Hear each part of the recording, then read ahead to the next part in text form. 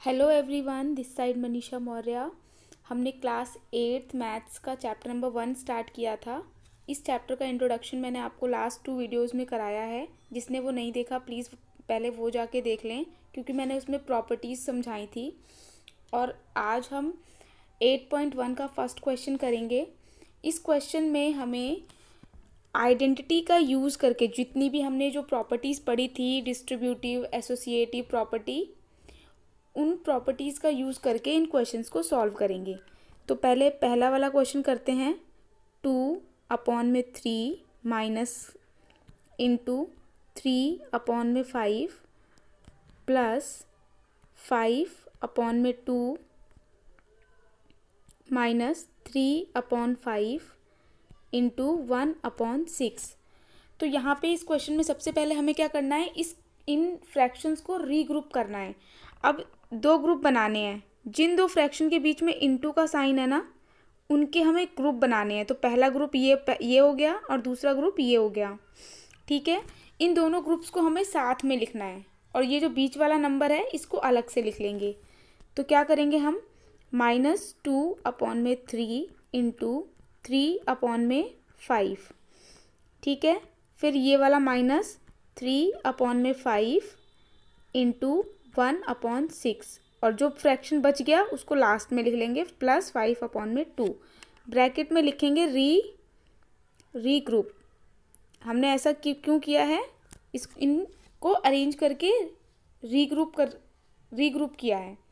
ठीक है, ताकि हम इसे ईजिली सॉल्व कर पाएँ। अब देखिए यहाँ पे पहले वाले ग्रुप में और दूसरे वाले ग्रुप में एक फ्रैक्शन कॉमन है। तो ये जो कॉमन वाला फ्रैक्शन है इसको हम लिखेंगे बाहर, 3/5। ठीक है, और बाकी जो बच गया वो ब्रैकेट के अंदर लिख लेंगे। यहाँ पे बचा है -2/3 और यहाँ पे बचा है 1/6। दोनों को बाहर लिखेंगे और 5/2 बाहर है। सबसे पहले ब्रैकेट को सॉल्व करेंगे। तो 3 और 6 का एलसीएम आएगा 6। 3 के टेबल में 6 कितनी बार में आता है, 2 बार में। 3 2 जा 6 होता है, तो 3 के न्यूमिनेटर को 2 से इंटू कर देंगे तो -4। 6 के टेबल में 6 1 बार में आता है, तो न्यूमिनेटर में नो चेंज, तो -1। यहाँ पे आ गया 3/5, जो ऊपर लिखा था वही हमने लिख दिया, प्लस 5/2। ठीक है, अब क्या करेंगे, 3/5, ठीक है, इंटू -4 -1 माइनस का 5/6 और प्लस में 5/2। इसको हम आगे सॉल्व करेंगे, लेकिन पहले जिनके बीच में इंटू का साइन है उनको सॉल्व कर लेते हैं। तो 3 से 6 कट जाएगा 2 बार में, 5 से 5 कट जाएगा 1 बार में। तो यहाँ आ गया -1/2 प्लस 5/2। ठीक है, अब क्या करेंगे, डिनोमिनेटर सेम है 2 2, तो एक 2 नीचे लिखेंगे और 5 में से -1 कर देंगे तो 4 आ जाएगा। काटेंगे तो आंसर 2 आ जाएगा। तो 4 के टेबल में 2 बार में आता है, तो यहाँ आ गया 2। दैट मीन्स इस पूरे क्वेश्चन का जो आंसर है वो कितना है, 2 है।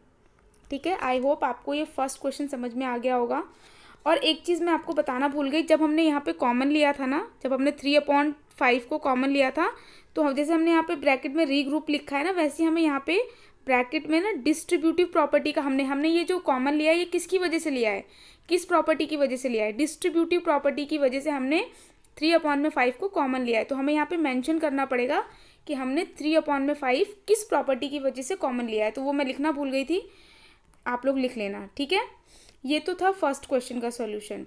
अब इसी तरीके से हम सेकंड क्वेश्चन का सॉल्यूशन भी करेंगे। ठीक है, अब मैं इसे इरेज कर देती हूँ और सेकंड क्वेश्चन का सॉल्यूशन इसी तरीके से करना शुरू करते हैं। देखिए, सेकंड क्वेश्चन में भी सेम यही करेंगे, 2/5 इंटू -3/7 माइनस 1/6 इंटू 3/2। ठीक है, प्लस 1/14 इंटू 2/5 है यहाँ पे। ठीक है, अब यहाँ पे देखो ग्रुप कैसे बनाने हैं, जिनके बीच में इंटू का साइन है, यहाँ इंटू का साइन है, इन दोनों का ग्रुप बन गया। ये दूसरा ग्रुप और ये तीसरा ग्रुप ग्रुप ऑलरेडी इसमें बने हुए हैं। ठीक है, लेकिन हमें इनको अभी री अरेंज करना है। इनको कैसे अरेंज करेंगे, आप ऐसा ग्रुप देखो इन तीनों में से जहाँ पर एक फ्रैक्शन कॉमन है। अब पहले वाला ग्रुप देखो, यहाँ पे 2/5 है और लास्ट वाले ग्रुप में भी 2/5 है। तो ये पहला और जो लास्ट वाला ग्रुप है इनको हमें एक साथ लिखना है। तो हम क्या करेंगे, 2/5 इंटू -3/7 और जो लास्ट वाला ग्रुप है वो लिख लेंगे साथ में, प्लस 1/14 इंटू 2/5। ठीक है, और जो ये बीच वाला ग्रुप है इसको बाद में लिखेंगे। हमने ऐसा क्यों किया, क्योंकि इस बीच वाले ग्रुप में कुछ भी कॉमन नहीं मिल रहा था। ठीक है, यहाँ पे लिखेंगे रीग्रुपिंग लिख लेंगे। और अब हमने जैसे पहले वाले क्वेश्चन में किया था, सेम जो फ्रैक्शन है उसको कॉमन ले लेंगे। ठीक है, और जो बच जाएगा उसको ब्रैकेट के अंदर लिख लेंगे, प्लस 1/14। किस प्रॉपर्टी की वजह से हमने इसको बाहर लिखा है, डिस्ट्रीब्यूटिव प्रॉपर्टी की वजह से। तो हम यहाँ पे ब्रैकेट में डिस्ट्रीब्यूटिव प्रॉपर्टी मेंशन करेंगे, क्योंकि क्वेश्चन में लिखा था कि प्रॉपर्टी का यूज़ करके ही हमें इन क्वेश्चन को सॉल्व करना है, तो हमें प्रॉपर्टी का नेम मेंशन करना पड़ेगा। ठीक है, अब सेम वैसे ही सॉल्यूशन करेंगे जैसे हमने फर्स्ट वाला किया था। ब्रैकेट को पहले सॉल्व करेंगे। 7 और 14 का एलसीएम 14। 7 के टेबल में 14 2 बार में आता है, तो 7 के न्यूमिनेटर को 2 से इंटू कर देंगे, तो यहाँ आ जाएगा -6।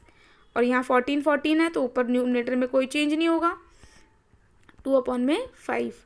और यहाँ पे हम क्या करेंगे, इसको 3 को और 6 को काटेंगे तो नीचे आ जाएगा 2, तो यहाँ पे आएगा 1/4।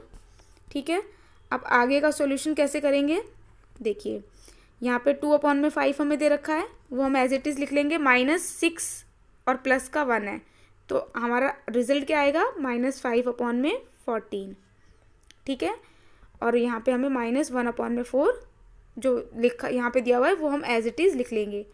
अब 5 के टेबल से 5 कट जाएगा, 2 के टेबल से 14 7 बार में कट जाएगा। यहाँ आ गया -1/7 और -1/4। आगे कैसे सॉल्व करेंगे, 7 और 4 का एलसीएम कितना आएगा, 28। 7 के टेबल में 28 कितनी बार में आता है, 4 बार में, तो 7 के न्यूमिनेटर को 4 से इंटू करेंगे तो -4।